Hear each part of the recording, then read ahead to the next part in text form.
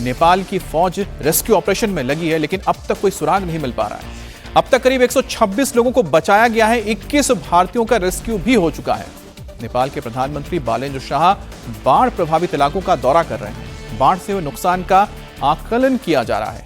बाढ़ प्रभावित इलाकों में चलाए जा रहे रेस्क्यू ऑपरेशन की मॉनिटरिंग की जा रही है। तो नेपाल में अब तक 826 से ज्यादा लोग लापता बताए जा रहे हैं, जो आंकड़ा बढ़ सकता है। बड़ी बात है भारत के लिए, क्योंकि भारत के 300 नागरिक अभी भी लापता हैं। कल जो विनाशकारी बाढ़ आई थी और उसकी तस्वीरें जब भी आप देखेंगे आपके रोंगटे खड़े हो जाएंगे। इंसान कितना बेबस नजर आएगा कुदरत के सामने, कुदरत के इस प्रलय के सामने। 35 पुल बह गए हैं, 45 पुल टूट गए हैं और उसी तरह से 12 हाइड्रो पावर प्रोजेक्ट पूरी तरह से तबाह हो गए। हाईवे 42 किलोमीटर हाईवे बर्बाद हो गया है। अब तक 165 से ज्यादा मौतें हो चुकी हैं। लेकिन सबसे बड़ा सवाल है कि 300 भारतीय जो अभी तक लापता है, उनके बारे में किस तरह से जानकारी जुटाई जाएगी। जिनके अपने इस वक्त नेपाल में थे, वो अब तक हालत उनकी बहुत ही खराब है, क्योंकि लगातार वो संपर्क करने की कोशिश कर रहे हैं, लेकिन उनको कोई संपर्क नहीं हो पा रहा है। उसका भी आंकड़ा बताएंगे कि भारत के करीब 37 लोग तमिलनाडु से वहां पहुंचे थे, 32 लोग बंगाल से पहुंचे थे और ये सभी नेपाल गए हुए थे घूमने के लिए। कुछ लोग मानसरोवर दर्शन के लिए जा रहे थे, यानी कैलाश मानसरोवर यात्रा के लिए पहुंचे थे। और जिस जगह पे ये बाढ़ आई थी वो जगह है गिरोंग। गिरोंग नेपाल और चीन का वो बॉर्डर पॉइंट है जहां पर फ्रेंडशिप ब्रिज है और यहीं से लोग नेपाल से आगे तिब्बत की ओर रवाना होते हैं। और यहीं पर पहला स्ट्राइक हुआ था इस हिमालयन सुनामी का, फ्लैश फ्लड का। ये अलग अलग तस्वीरें आप देखिए कि किस तरह से नदी का जलस्तर बढ़ने लगा। दरअसल भोटकोशी नदी में सबसे पहले लिंगदे खोला नदी से पानी आया, बाढ़ आई। उसके बाद भक्तकोशी का जलस्तर बढ़ गया और भक्तकोशी की दूसरी जो सहायक नदी थी त्रिशूला, फिर त्रिशूला नदी से पानी बढ़ते हुए सीधे चितवन तक, यानी कि नेपाल के तराई के इलाके तक ये पानी पहुंची।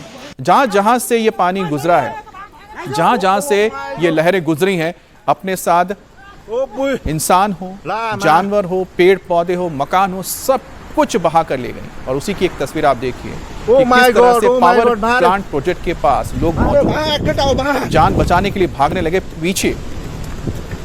यहां पर करीब 10 से 20 फीट ऊंची लहरें आ रही हैं। अब इसमें इंसान क्या, पेड़ पौधे क्या, मकान तक इसमें नहीं रह सकते। 4 से 5 मंजिला मकानों को इस लहर ने तिनके की तरह अपने साथ बहा कर ले गया। तो ये 6 तस्वीरें आपको हम दिखा रहे हैं जो सैलाब की तस्वीरें हैं, और अलग अलग तस्वीरें आप देख सकते हैं। एक तस्वीर में आप देख सकते हैं किस तरह से पूरी की पूरी इमारत तबाह हो गई। और जो इमारत तबाह होती हुई नजर आ रही है, यही है गिरोंग चेक पोस्ट, जहां से नेपाल और चीन बॉर्डर के लिए लोग आवाजाही करते हैं। इसके अलावा आप गाड़ियों को देख सकते हैं जो तिनके की तरह बह जा रही हैं, तिनके की तरह। और एक तस्वीर जो सबसे महत्वपूर्ण है, देखिए इतना बड़ा एक बोल्डर और इसकी ऊंचाई भी लगभग 2 मंजिला मकान जितनी है और इसका वजन तो आप सोच सकते हैं कितना टन होगा। और ये तिनके की तरह बहती हुई, गेंद की तरह बहती हुई पानी में जा रही है। तो आप सोचिए इतनी ऊंचाई से जब आ रही होंगी, ऐसा मलबा आ रहा होगा, तो इसके सामने जो कुछ भी आया होगा सब कुछ तबाह हो गया होगा। नेपाल में आई तबाही की आपको हम एक्सक्लूसिव तस्वीर भी दिखाते हैं। दिल दहलाने वाली ये तस्वीर नेपाल के रुस्वा की है, जहां अचानक विनाशकारी फ्लैश फ्लड आया। ये देखिए, ये रुस्वागढ़ी जो डिस्ट्रिक्ट है, ये जिला है जो सबसे पहले इस आपदा के सामने था।